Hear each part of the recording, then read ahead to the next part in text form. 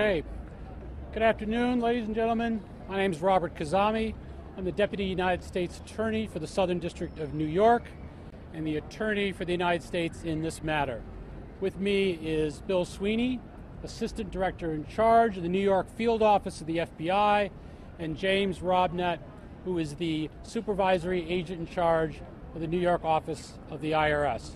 Also with me are the prosecutors from the United States Attorney's Office in the Southern District of New York who prosecuted the Cohen matter. I'm going to have a brief statement and will not be taking any questions. Today, as you heard, Michael Cohen pled guilty to 8 felony charges. 5 of those dealt with tax evasion for the years 2012 through 2016, in which he failed to report approximately $4.1 million in reported income. Approximately 2.5 of that money was from interest payments from a personal loan that he failed to report. Approximately $1.3 million of that money was from the operation of his taxi medallion business. Approximately $100,000 of that money was from brokerage commissions, and over $200,000 was from consulting fees. That's over $4.3 million over a 5-year period, which translates into a loss to the United States Treasury of approximately $1.3 million. In addition, in count 6, Mr. Cohen pled guilty to making false statements to a financial institution in connection with an application for a home equity line of credit. In that application, he failed to disclose more than $14 million in debt that he had, and as a result of that concealment, he obtained that $500,000 line of credit, which he would not have been entitled to had he been candid and honest. In addition, Mr. Cohen pled guilty to 2 campaign finance charges, one for causing an unlawful corporate contribution, and a second one for personally making an excessive personal contribution, both for the purpose of influencing the 2016 election.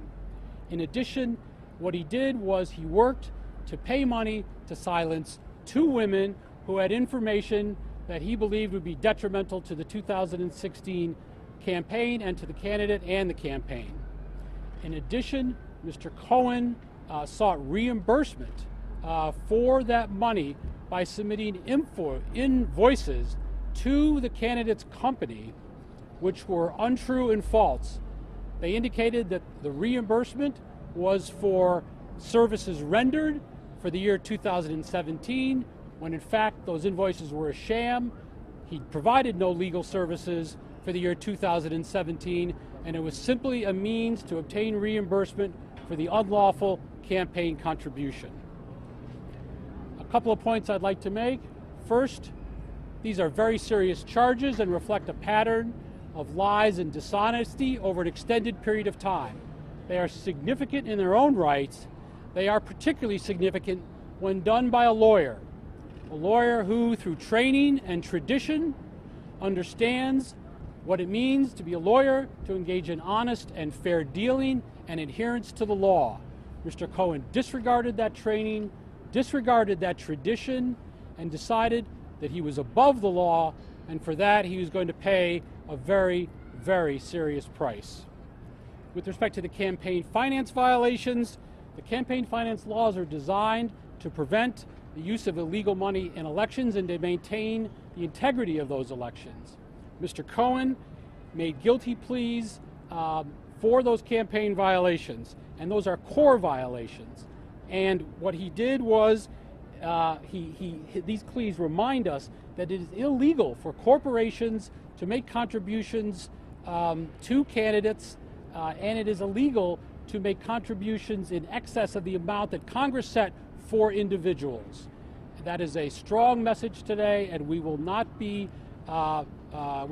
fear of prosecuting additional campaign finance cases. Lastly, and perhaps most importantly, this case is unique in many ways. Just witness the gathering of all of you here today. And in other ways, it's unique as well. But in the really important ways, this case is not unlike many cases that my office, the United States Attorney's Office, brings, that the entire Department of Justice brings, and that the law enforcement agencies do as well, including the FBI and the IRS. This case has more in common with all those cases because they all share the same message.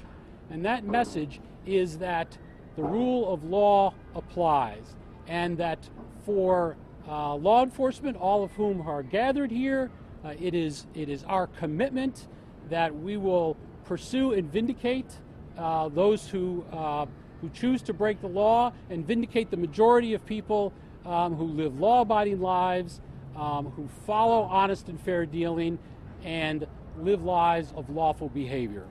The message is that we are here, prosecutors are here, law enforcement is here, the Department of Justice is here, the law enforcement agencies here.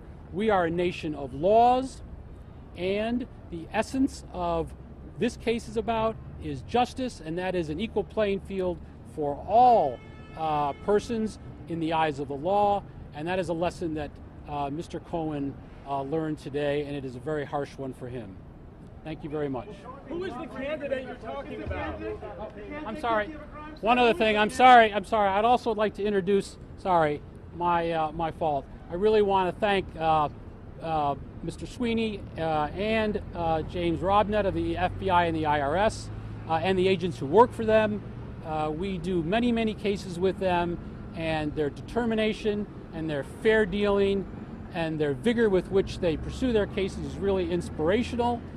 To the prosecutors in my office, I cannot express the gratitude for the hard work that they did in this case, and that is Assistant United States Attorneys Andrea Griswold and Nick Roos and Rachel Maiman and Tom McKay, as well as Ed Discant, the Deputy Chief of the Public Corruption Unit, and Russell Capone, the Chief of the Public Corruption Unit. For all of these people, I could go on and on about their many virtues and talents, but the one important thing is they all are satisfied with simply being known as public servants, prosecutors, and law enforcement agents who are doing their job.